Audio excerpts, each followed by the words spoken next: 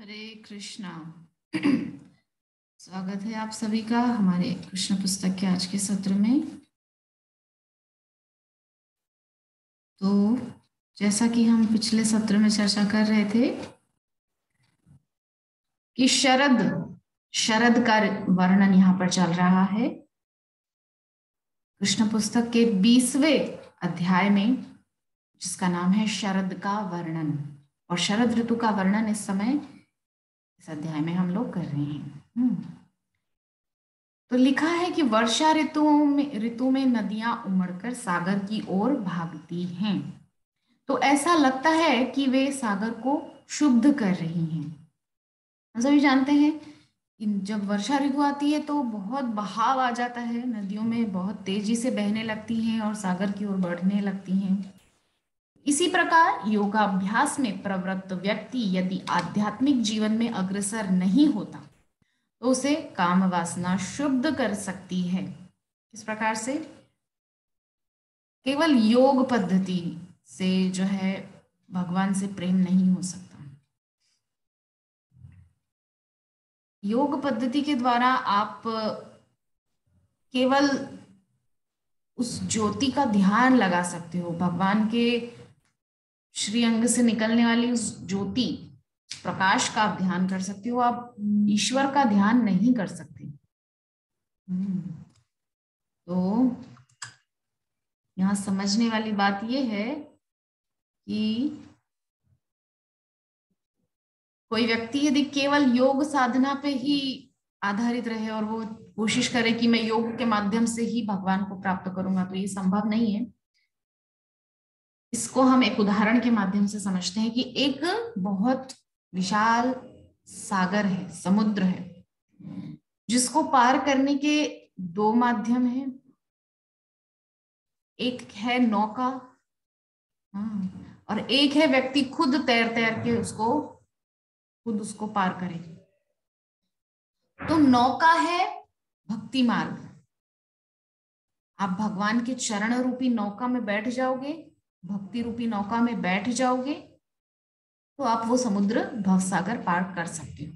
किंतु आप ये सोचो कि मैं अपने बुद्धि बल पे, अपने योग बल पे उसको पार करूंगा, खुद तैर के पार करूंगा, तो संभव नहीं है। एक समय ऐसा आएगा कि आप पतन कुछ प्राप्त हो जाएंगे और डूब जाएंगे। इसलिए योग पद्धति ऐसी है कि आप पतन को प्राप्त हो सकते हैं। काम वासना आपको डिगा सकती है, जैसा कि विश्वामित्र के चरित्र में हम सभी जानते हैं। मेनका आई और सारा किया करा पानी में चला गया, योग भ्रष्ट हो गए। किंतु उच्च पर्वतों पर चाहे मूसलाधार वर्षा क्यों न हो, वे बदलते नहीं। उसी तरह कृष्ण भावना भावित व्यक्ति चाहे कितनी ही कठिनाई में क्यों न पड़ा हो, कभी चिंतित नहीं होता। पर्वतों पर चाहे जितनी भी बारिश हो, पर्वत क्या टूटते हैं, बिखरते हैं, गिरते हैं? नहीं, जस के तस बने रहते हैं पर्वत। उसी प्रकार से जो भक्त है, जो कृष्ण भावना भावित है, कृष्ण प्रेम में जो प्रमत्त है, जो उन्मत्त है कृष्ण प्रेम में, उस पे भौतिक कष्टों का कोई असर नहीं होता। बहुत बड़े बड़े कष्ट भी आ जाएं लेकिन वो चिंतित नहीं होता, डिगता नहीं है, क्योंकि जो व्यक्ति आध्यात्मिक रूप से अग्रसर होता है वह जीवन की किसी भी विषम परिस्थिति भी भगवान की कृपा मानता है। उदाहरण के लिए कोई व्यक्ति सड़क पर जा रहा है और सड़क पर चलते चलते, ध्यान देने वाली बात यह है कि वो व्यक्ति कृष्ण भावना भावित हो, भक्त हो। तो कोई कृष्ण भावना भावित भक्त है तो वो रास्ते पर जा रहा है, तो चलते चलते अचानक वो गिर गया, उसका पैर मुड़ गया, मोच आ गई। तो एक छोटी सी मोच है, 2-5 दिन में ठीक हो जाने वाली। तो वो भक्त वहां क्या सोचेगा, ये भगवान आपकी कितनी मेरे ऊपर कृपा है। उस समय मैं गिरा था, उस समय कोई ट्रक बस अगर आ जाती, कार आ जाती, रास्ते पर गिरा था मैं, मोच आ गई पाँव में, अगर कोई ट्रक बस कार आ जाती तो मेरा तो जो है गोविंदाय नमो नमो हो जाता। लेकिन आपकी कृपा देखो, केवल एक छोटी सी चोट मिली मुझे। ये चोट बहुत बड़ी हो सकती थी, लेकिन आपकी कृपा के फलस्वरूप ये चोट एक मोच में बदल के रह गई, इतनी छोटी सी। तो जो भक्त होते हैं ना, वो भगवान की कृपा का ही अनुभव करते हैं। सब परिस्थितियों में वो भगवान की कृपा का ही अनुभव करते हैं। क्या लिख रहे हैं यहाँ पर? किसी भी विषम परिस्थिति में भक्त को भी भगवान की कृपा मानता है और इस तरह वो वैकुंठ लोक जाने का भागी बन जाता है।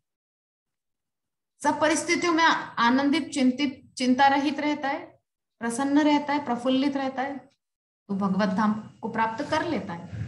तो वर्षा ऋतु में जिन मार्गों पर यातायात ज्यादा नहीं होता, उनमें लंबी लंबी घासें उग आती हैं। यह वैसा ही जिस प्रकार की वेदों के अध्ययन तथा संस्कारों से अनभ्यत कोई ब्राह्मण माया रूपी घास से आवृत हो जाए। भक्ति जब तक नहीं होगी तब तक योग, कर्मकांड, ये सब कोरा वेदों का अध्ययन, संस्कार, ये सब सूने लगते हैं जब तक जीवन में कृष्ण भक्ति ना हो। तो ऐसी दशा में वह अपनी स्वाभाविक स्थिति भूल जाने से भगवान के प्रति अपने नित्य सेवक भाव को भी भूल जाता है। जीवन में भक्ति नहीं है तो अपने नित्य स्वरूप को भूल जाता है कि मेरा जो स्वरूप है वो है कृष्ण का दास होना। जीवेरो स्वरूप है कृष्ण नित्य दास। किंतु माया के द्वारा आवृत्त होने से, कोरा ज्ञान उसके द्वारा आवृत्त होने से, जो है भक्ति नहीं होने से भगवान के प्रति जो प्रेम है, जो नित्य सेवक वाला भाव है, वो चला जाता है, भूल जाता है व्यक्ति। तो सभी तरह माया द्वारा उत्पन्न इस लंबी लंबी घास से विपथ होकर मनुष्य अपने को माया रूप मानकर अपने आध्यात्मिक जीवन को भूल जाता है और मोह में पड़ जाता है। तो माया द्वारा उत्पन्न जो लंबी लंबी घास है, हमने अभी क्या सुना कि जहां पर वर्षा ऋतु में जिस रास्ते पे लोग जाना बंद कर देते हैं, तो वहां क्या होता है, घास उगाती है। घास की वजह से लोग उस रास्ते पे जाना बंद कर देते हैं। तो ये जो माया रूपी घास है, ये हमको भक्ति रूपी पथ से दूर कर देती है। माया रूपी घास उग जाती है हरी हरी, तो हम उस रास्ते पे जाना बंद कर देते हैं। बारिश हो गई है, पानी भर गया, घास उगाई है, इसलिए उस रास्ते पे जा नहीं पाते। ये माया अवरोध खड़े करती है, बाधा खड़ी करती है। तो मनुष्य क्या करता है, अपने आप को शरीर मानकर अपना आध्यात्मिक अस्तित्व भूल जाता है और मोह में पड़ जाता है, पतन को प्राप्त हो जाता है। तो वर्षा ऋतु में बिजली कभी इस बादल समूह में दिखती है तो दूसरे ही क्षण दूसरे बादलों में। इस प्रकार से बिजली हम देखते हैं ना, कभी यहाँ चमकती, कभी वहां, कभी कभी वहां, ऐसे दूर दूर चमकती। तो यह दशा उस विषय स्त्री की सी है जो अपने मन को किसी एक व्यक्ति पर स्थिर नहीं कर पाती। जैसे वैश्या होती है, उसका किसी एक पुरुष से प्रेम थोड़ी होता है, वो तो पता नहीं कितने पुरुषों से संबंध बनाना चाहती है और उसका मन चंचल होता रहता है। तो मेघों की तुलना योग्य व्यक्ति से की गई है क्योंकि वह पानी बरसाकर अनेक लोगों को जीवन दान देता है। जो अच्छे शुद्ध चरित्र के लोग होते हैं वो अपने चरित्र के द्वारा वो बादल के समान होते हैं। बादल कैसे वर्षा करके लोगों को सुख देते हैं, आनंदित करते हैं, जीवन दान देते हैं जल दे करके। तो इसी प्रकार योग्य व्यक्ति अपने परिवार वालों को तथा व्यापार में लगे अन्य अनेक लोगों को सहारा देता है। जैसे कि एक संत है, वो चाहेगा कि मेरे आसपास के सभी लोग भक्त बने, सभी लोगों में भक्ति आए। एक शुद्ध भक्त क्या चाहेगा, जैसे श्रील प्रभुपाद ने सोचा मैं भक्ति मार्ग में आया हूं, मुझे अब पूरी दुनिया को भक्ति मार्ग में लाना है। तो यही चेष्टा एक योग्य व्यक्ति करता है। दुर्भाग्यवश यदि उसकी पत्नी उसका परित्याग कर दे तो उसका सारा जीवन अस्त व्यस्त हो सकता है, और जब पति विक्षिप्त हो जाता है तो सारा परिवार नष्ट हो जाता है, बच्चे तितर बितर हो जाते हैं या सारा व्यापार ठप हो जाता है और प्रत्येक काम पर असर पड़ता है। अतः यह संस्तुति की जाती है कि जो स्त्री कृष्ण भावनामृत में आगे बढ़ना चाहती हो वह अपने पति के साथ शांतिपूर्वक रहे और उनकी जोड़ी किसी भी परिस्थिति में विलक ना हो। यहाँ पर बहुत सुंदर बात श्रील प्रभुपाद कह रहे हैं कि भक्ति जीवन में यदि आप हैं तो आपको चाहिए कि आप गृहस्थी में बिल्कुल शांतिपूर्वक रहें, एक साथ रहें, साथ ना छोड़ें। उससे व्यक्ति क्या होगा, बंधा हुआ रहेगा।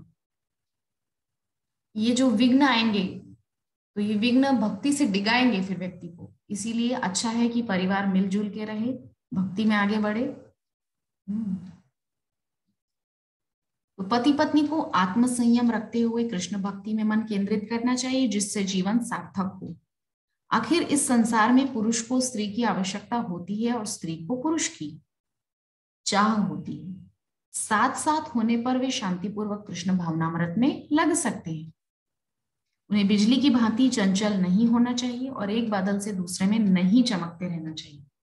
श्रील प्रभुपाद यहाँ पर जो है संयम के विषय में कह रहे हैं कि स्त्री पुरुष दोनों को ही संयमित रहना चाहिए और शांतिपूर्वक गृहस्थाश्रम में भक्ति करते रहना चाहिए। तो कभी कभी घन गर्जन के अतिरिक्त इंद्रधनुष भी दिखाई पड़ता है, जो बिना डोरी वाले धनुष की तरह होता है। वास्तव में जब धनुष के दोनों सिरों को डोरी से बांध दिया जाता है तो वह झुक जाता है, किंतु इस इंद्रधनुष में कोई डोरी नहीं रहती, फिर भी यह आकाश में इतने सुंदर ढंग से टिका रहता है। इसी प्रकार जब भगवान इस भौतिक जगत में अवतरित होते हैं तो वे सामान्य व्यक्ति के भांति प्रतीत होते हैं, किंतु वे किसी भौतिक आधार पर टिके नहीं होते। कितना सुंदर उदाहरण यहाँ पर दिया है। हम सभी देखते हैं वर्षा ऋतु में रेनबो बनता है, इंद्रधनुष बनता है। तो इंद्रधनुष हम देखा है कभी किसी डोरी से बंधा होता है क्या? वो तो बस ऐसे ही टिका रहता है। तो उसी प्रकार से जब भगवान पृथ्वी पर आते हैं, अवतरित होते हैं, तो वो अपने ही बल पे टिके रहते हैं। उनको कोई भौतिक बंधन नहीं टिका रखता है यहाँ पर। तो वे सामान्य व्यक्ति के समान लगते हैं, किंतु कोई भौतिक आधार नहीं होता। भगवत गीता में भगवान कहते हैं कि मैं अपनी ही अंतरंगा शक्ति से प्रकट होता हूँ, जो बहिरंगा शक्ति के बंधन से सर्वथा स्वतंत्र रहती है। हम पहले भी चर्चा कर चुके हैं, भगवान की 3 शक्तियां हैं, अंतरंगा, बहिरंगा, तटस्था। अंतरंगा मतलब श्रीमती राधा रानी, और श्रीमती राधा रानी है भगवान की अंतरंगा शक्ति, जिसके सहारे भगवान सृष्टि यहाँ पृथ्वी में अवतरित होते हैं। और बहिरंगा शक्ति के अंतर्गत हम सब भौतिक सृष्टि वाले सब जीव आते हैं। तो सामान्य व्यक्ति के लिए जो बंधन तुल्य है वही भगवान के लिए स्वतंत्रता है। वर्षा ऋतु में बादलों के कारण चांदनी ढकी रहती है और कभी कभी ही दृष्टिगोचर होती है। वर्षा ऋतु में हम देखते हैं कि चंद्रमा न के बराबर होता है, आकाश में नहीं दिखता है, छुपा रहता है। उदित होता है लेकिन बादलों के पीछे छुपा रहता है, हमको दिखाई नहीं देता, वो अलग बात है, लेकिन वो होता जरूर है। कभी कभी चंद्रमा बादलों के साथ चलता प्रतीत होता है, किंतु वह स्थिर होता है, बादलों के कारण वह चलायमान लगता है। हम देखते हैं कभी कभी बादल चलते रहते हैं, हमको ऐसा लगता है कि शायद चंद्रमा भी चल रहा है, लेकिन वो अपनी जगह पर ही स्थिर रहते हैं। इन बादलों के चलने की वजह से ऐसा हमको भ्रम हमारे को प्रतीत होता है। तो इसी प्रकार जो व्यक्ति इस चलायमान भौतिक जगत के साथ अपनी पहचान करता है, उसकी वास्तविक आध्यात्मिक कांति मोह से ढक जाती है। हम अपने आप को इस संसार से, शरीर से अगर बंधा हुआ समझते हैं तो हम मोह में पड़ जाते हैं। भौतिक कार्यों की गति के साथ वह अपने को जीवन के विविध क्षेत्रों में गतिशील मानता है। यह अहंकार के कारण है, जो आध्यात्मिक तथा भौतिक सत्ता के बीच विभाजक रेखा है। जिस प्रकार चलता हुआ बादल चांदनी तथा अंधकार के बीच की विभाजक रेखा है। बादल की वजह से ना तो चांदनी हमको दिखाई देती है, ना चंद्रमा दिखाई देता है। तो वर्षा ऋतु में जब बादल पहली बार दिखते हैं तो मोर उन्हें देखकर आनंदित होकर नाच उठते हैं। मोरों की तुलना उन व्यक्तियों से की जा सकती है जो भौतिक जीवन से त्रस्त है, और यदि उन्हें किसी भगवत भक्त का सानिध्य प्राप्त हो जाता है तो उनमें प्रकाश जाग उठता है और उनका मन मयूर नाच उठता है। कितनी सुंदर बात कह रहे हैं। मीराबाई अपने एक भजन में कहती हैं कि भगत देखिया राजी हां, जगत देखिया रोया, साधा संग बैठ बैठ लोक लाज खोया। क्या कह रही है मीराबाई कि मैं जब भक्तों को देखती हूँ तो बहुत राजी हो जाती हूँ, बहुत खुश हो जाती हूँ, मन प्रसन्न हो जाता है, रोम रोम मेरा खिल उठता है। किंतु जगत देखिया रोया, तो जगत को देखकर कि मुझे रोना आता है। क्या सब फंसे हुए हैं लोग संसार में, जंजाल में, छूटने की उनकी इच्छा ही नहीं है यहाँ से। क्या, किस तरह से उनको इस बंधन से मुक्ति मिलेगी। फिर आगे कह रही है मीराबाई, साधा संग बैठ बैठ लोक लाज खोया। मैंने साधुओं के संग बैठ बैठ कर सारी लोक लाज खो दी है। मीराबाई के ससुराल वाले उनको इसी प्रकार से ना कहते थे कि पर पुरुषों के साथ बैठती उठती है ये वो, किंतु वो तो साधुओं की संगत करती थी, सत्संग करती थी। यहाँ पर उसी प्रकार से कह रहे हैं कि जब मोर बादलों को देखते हैं, प्रथम प्रथम बादल जब वर्षा ऋतु में आते हैं तो मोर नाच उठते हैं, उसी प्रकार से मीराबाई का मन जब भक्तों को देखता है तो नाच उठता है। हम भी संसार में, मैंने कल भी उदाहरण दिया था कि जब कोई प्रभु जी दिख जाते हैं तो ऐसा लगता था, दिख जाते थे तो आनंद आता था कि देखिए भक्त, इस शहर की भाग दौड़ भरी जिंदगी में एक भक्त का दर्शन हुआ, देखकर बहुत अच्छा लगता था, उनसे बात करने की इच्छा होती थी। हमें इसका व्यावहारिक अनुभव है। हमारे बहुत से विद्यार्थी कृष्ण भावनामृत आंदोलन में आने के पूर्व अत्यंत शुष्क तथा खिन्न थे, किंतु भक्तों के संसर्ग में आने पर वे मयूरों की भांति थिरकते दिख रहे हैं। हम सभी जानते हैं भक्ति में आने के बाद इंसान का जीवन 360 डिग्री चेंज हो जाता है। बहुत अद्भुत बदलाव होते हैं। पौधे तथा लताएं पृथ्वी से जल लेकर बढ़ते हैं, इसी तरह तपस्यारत व्यक्ति शुष्क दिखने लगता है, किंतु तपस्या पूरी होने पर और उसका फल प्राप्त कर लेने के बाद वह अपने परिवार, समाज, प्रेम, घर तथा अन्य साज सामान के साथ जीवन का आनंद भोगने लगता है। वह नए उगे पौधों तथा घास की भांति प्रसन्नचित्त हो जाता है। कभी कभी सारस तथा बत्तख सरोवरों तथा नदियों के किनारों पर निरंतर घूमते देखे जाते हैं। वर्षा ऋतु के बाद जब शरद ऋतु आती है उसका यहाँ पर वर्णन हम कर रहे हैं। तो बत्तख, सारस ये कभी कभी नदियों के किनारों पर घूमते देखे जाते हैं, भले ही ये किनारे कीचड़ तथा कटीली लताओं से युक्त क्यों ना हो। इसी तरह कृष्ण भावनामृत से रहित गृहस्थ जन अनेक भौतिक असुविधाओं के रहते हुए भी भौतिक जीवन में निरंतर बने रहते हैं।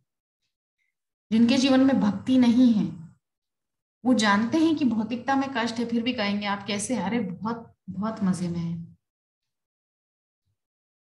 इसके लिए एक उदाहरण बहुत उचित रहेगा कि जैसे ये संसार है कैद खाना, कैद खाना ही है।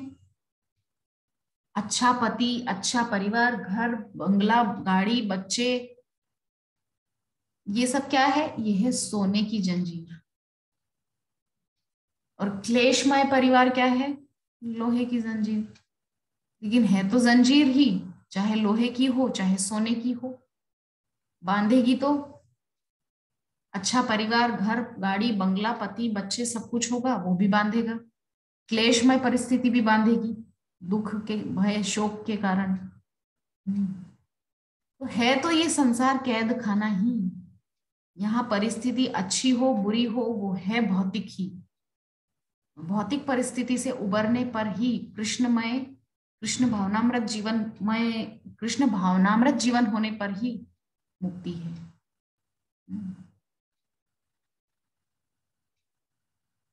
चाहे वह पारिवारिक जीवन हो या अन्य किसी प्रकार का जीवन, कृष्ण भावनाम भावित हुए बिना पूर्ण सुख नहीं मिल सकता। भक्ति के बिना सूखापन लगता है, शुष्कपना, लगता है, ऐसा लगता है कि कुछ बाकी है जीवन में।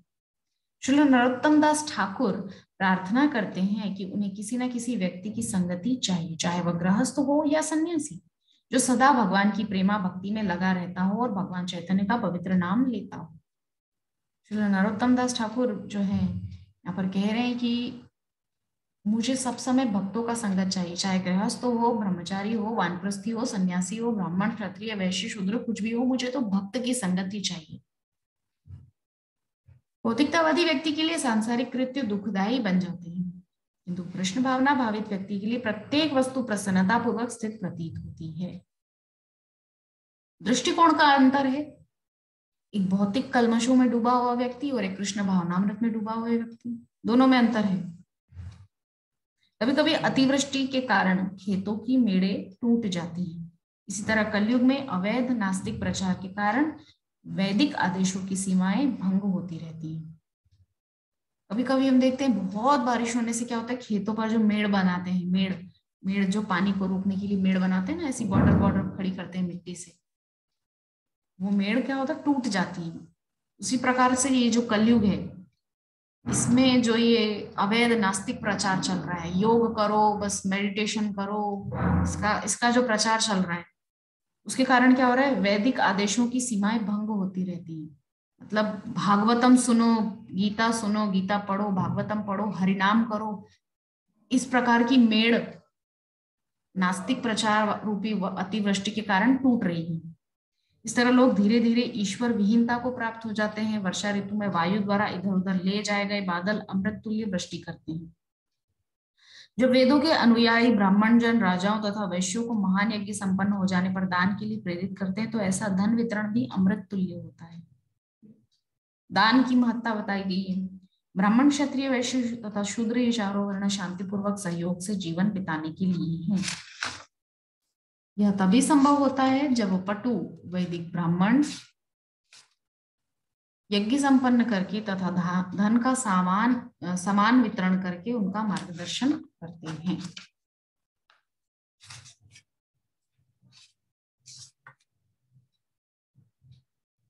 वर्षा से वृंदावन की शोभा बढ़ गई और वह पके खजूर, आम, जामुन तथा अन्य फलों से भर उठा।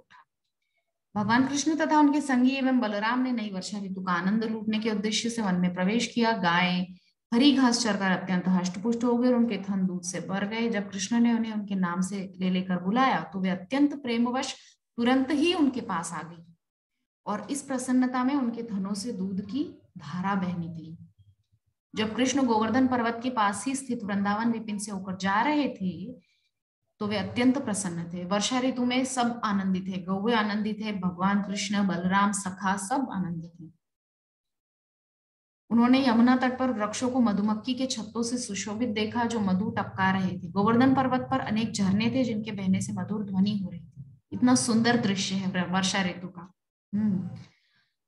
जब कृष्ण ने पर्वत गुफाओं में झांका तो उन्हें यह ध्वनि सुनाई पड़ी। अभी वर्षा ऋतु समाप्त नहीं हुई थी, किंतु धीरे धीरे शरद ऋतु आ रही थी।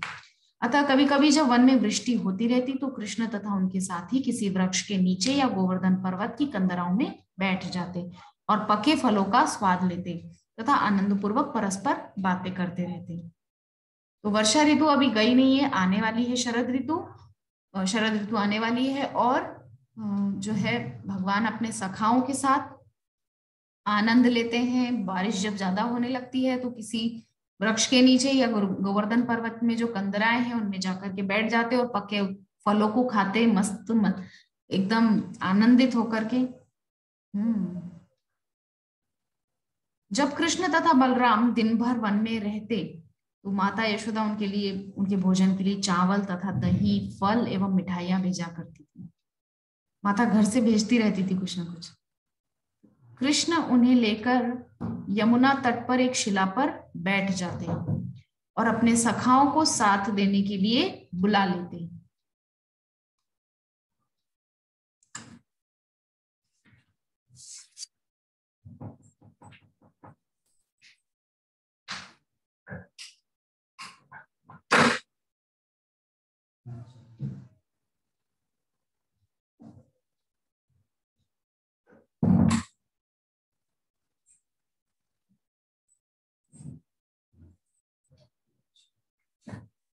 हरे कृष्णा। तो इस प्रकार से जो है यहाँ पर पृष्ठ पर थे हम लोग, है ना। तो इस प्रकार से कृष्ण उन्हें लेकर यमुना तट पर एक शिला पर बैठ जाते और अपने सखाओं को साथ देने के लिए बुला लेते। तो भोजन करते करते कृष्ण उनके साथी तथा बलराम गौओं, बछड़ों तथा बैलों की रखवाली करते रहते। इस प्रकार से पूरा पूरा दिन जो है गौओं की रखवाली करना, मित्रों के साथ खेलना, फल खाना, हाँ, इस प्रकार से सब चलता रहता। गायें अपने दुग्ध पूरी भारी थनों के कारण खड़ी खड़ी थकी हुई लगती, वे बैठकर जुगाली करने लगती और प्रसन्न हो जाती। कृष्ण उन्हें देखकर प्रमुदित होते, गायों को देख करके कृष्ण आनंदित होते। हाँ, वे वर्षा ऋतु के कारण वन की शोभा देखकर अत्यंत हर्षित थे। यह उन्हीं की शक्ति का प्रदर्शन था। जो कृष्ण है वो गायों को देख देख कर बहुत प्रसन्न होते थे। तो वर्षा ऋतु के कारण जो है वन की शोभा इतनी बढ़ गई थी कि उसको देखकर कृष्ण प्रसन्न होते, और ये जो था उनकी शक्ति का, माया का ही प्रदर्शन था। तो ऐसे अवसरों पर कृष्ण वर्षाकालीन प्रकृति के विशिष्ट कार्यकलापों की प्रशंसा करते थे। कृष्ण अपने मित्रों के साथ वर्षा ऋतु के जो कार्यकलाप हैं, जो वर्षा ऋतु में जो सुंदरता वन में बढ़ गई थी, उसकी प्रशंसा करते थे अपने मित्रों के साथ। मतलब पूरी तरह से आनंदित ब्रजमंडल पूरा। भगवत गीता में कहा गया है कि भौतिक शक्ति या प्रकृति अपने कार्यों के लिए स्वतंत्र नहीं है। क्यों स्वतंत्र नहीं है? वो कृष्ण के अधीन है, परमात्मा के अधीन है। हम सब भौतिक प्रकृति के अधीन है, और भौतिक प्रकृति यानी कि ये त्रिगुणात्मिका प्रकृति ये भगवान के अधीन है। वह कृष्ण के अधीन कार्य करती है। ब्रह्म संहिता में इसकी भी पुष्टि की गई है, जो यह कहती है कि दुर्गा नाम से विख्यात भौतिक प्रकृति कृष्ण की छाया रूप में कार्य करती है। कृष्ण जो भी आदेश देते हैं प्रकृति उसका पालन करती है। अतः यह प्राकृतिक सौंदर्य कृष्ण के संकेतों पर ही वर्षा ऋतु द्वारा उत्पन्न किया गया था, जो भौतिक प्रकृति के मोहक कार्यकलाप देखकर गर्वित अनुभव करने लगे। तो हम सभी जानते हैं प्रकृति भगवान के आदेशानुसार काम करती है, उनके अधीन है, और जैसा जैसा भगवान चाहते हैं उसी के अनुसार प्रकृति कार्य करती है। जब कृष्ण तथा बलराम वर्षा ऋतु के उपहारों का इस प्रकार आनंद ले रहे थे, शीत ऋतु आ गई और शीघ्र ही सारे जलाशय स्वच्छ तथा सुहावने दिखने लगे, और शरद के आगमन से सर्वत्र मन को प्रसन्न करने वाली वायु बहने लगी। हम सभी जानते हैं वर्षा ऋतु में जो है नदियों का जल मटमैला सा हो जाता है, धुंधला हो जाता है। क्यों?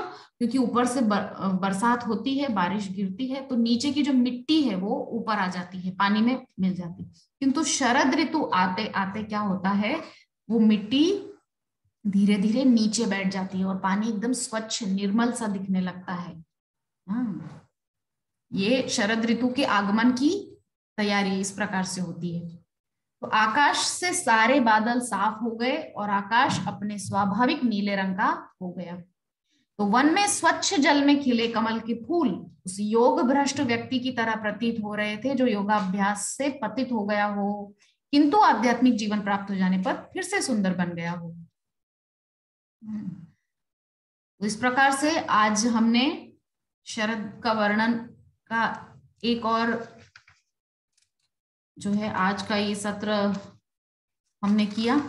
कल ये अध्याय पूरा हो जाएगा, शरद का वर्णन। 3 पृष्ठ और हैं। कल हम चेष्टा करेंगे इस अध्याय को पूरा करने की। तो आज के सत्र को यही समाप्त करते हैं। तब तक के लिए हरे कृष्णा।